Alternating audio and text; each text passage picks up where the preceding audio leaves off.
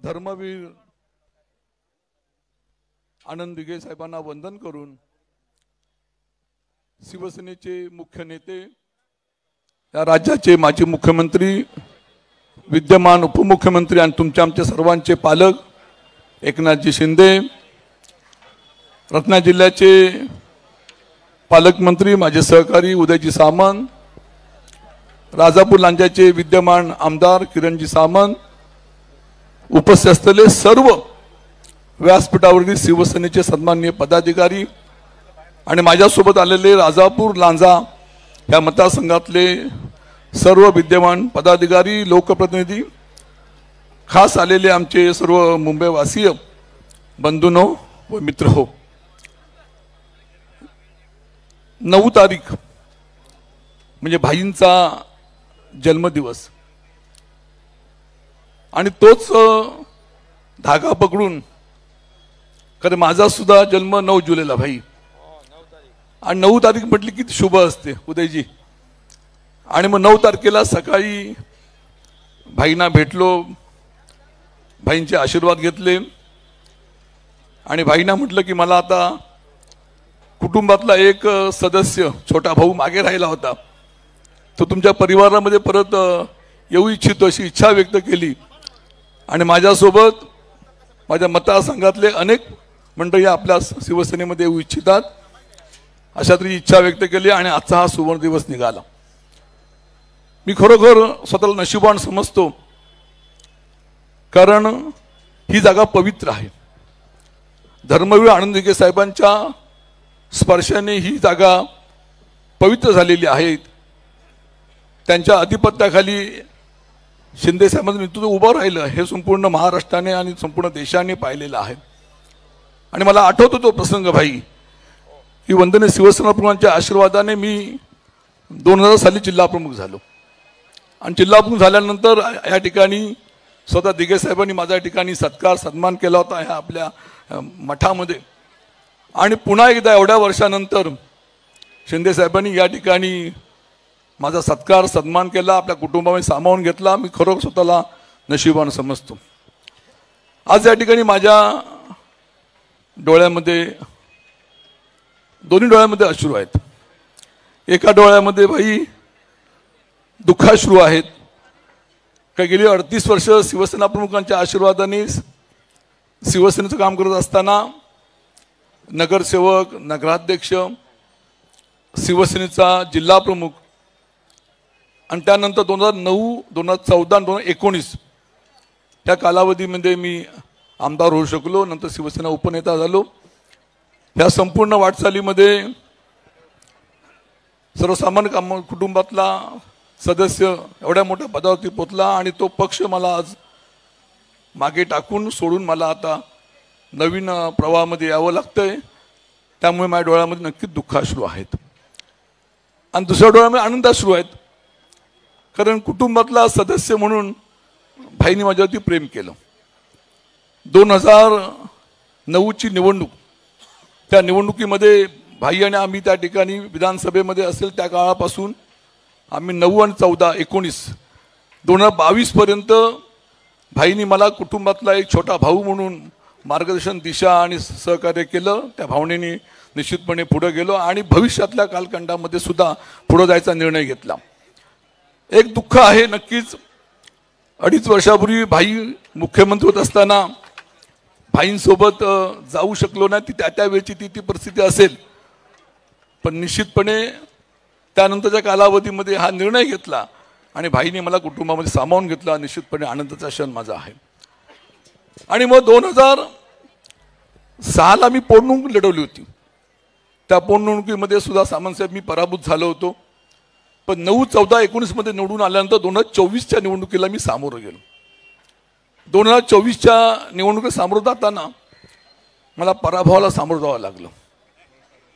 ह्याला जबाबदार कोण हा प्रश्न नक्की आतापर्यंत मी आपल्यासमोर मांडलेला आहे.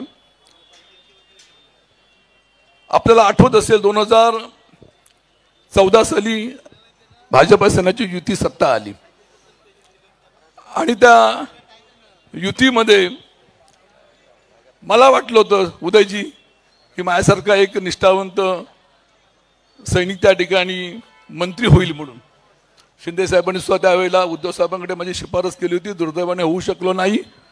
पण शिवसेनेचे नेते, आता नाव घ्यावंच लागेल, विनायक राऊतनी त्यावेळेला दीपक केसरकरांना मंत्री केलं. राजन साहेब तिथंच राहिला. तो कालावधी गेला.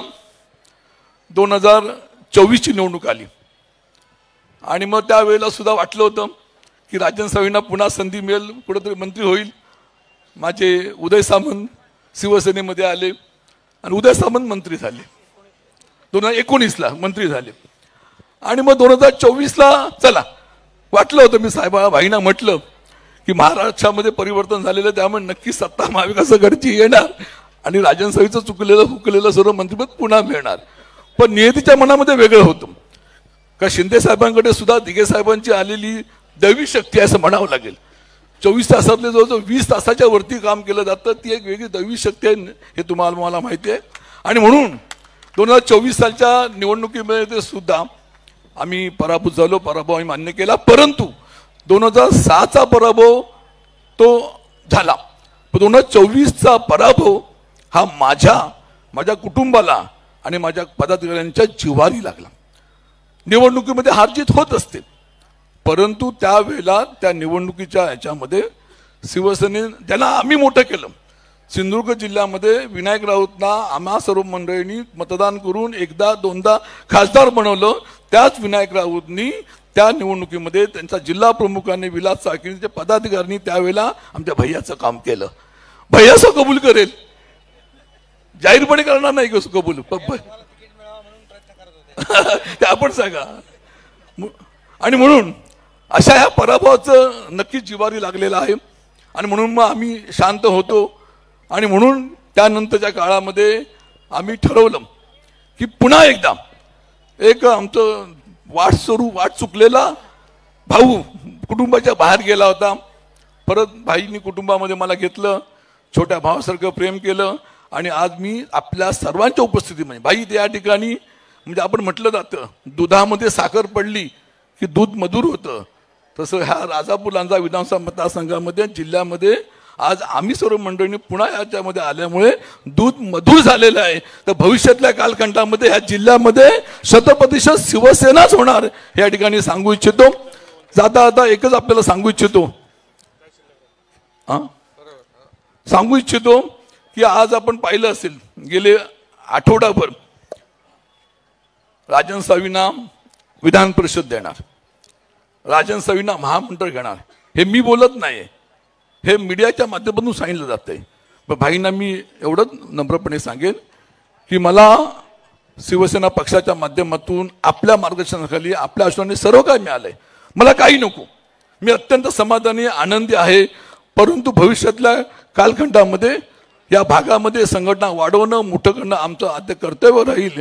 आणि म्हणून फक्त आणि फक्त एकच अपेक्षा की माझ्यासोबत आलेले राजापूर लांजा साखर मतदारसंघातले माझे सर्व मतदार, माझे शिवसैनिक, माझे पदाधिकारी, त्यांना योग्य ते सन्मान एकदो तो त्यांना अनुषंगाने जे का देता येईल ते द्यावं. आणि महत्वाचं म्हणजे उरले सुरलेला विकास. उदयजी, आपण पालकमंत्री आहात, आपण तिथले स्थानिक आमदार आहेत.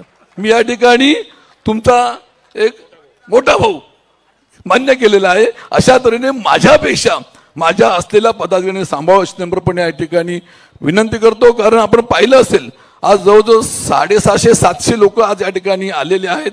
मतदारसंघामध्ये अनेक लोक आहे. त्यामुळे उदयजी आणि किरणजी आपला मतदारसंघ मला वाटतं 90% पुढे जाऊन अशा तऱ्हेच्या या ठिकाणी भावना व्यक्त करतो. आणि भविष्यातल्या कालखंडामध्ये आपल्या आधिपत्याखाली पुन्हा एकदा या ठिकाणी आम्ही एकत्रपणे काम करतो असं आपल्याला सांगू शकतो. जय हिंद, जय महाराष्ट्र. धन्यवाद साळवी साहेब, आपल्या भावना आपण व्यक्त केल्या. मी जास्त वेळ न घेता उद्योगमंत्री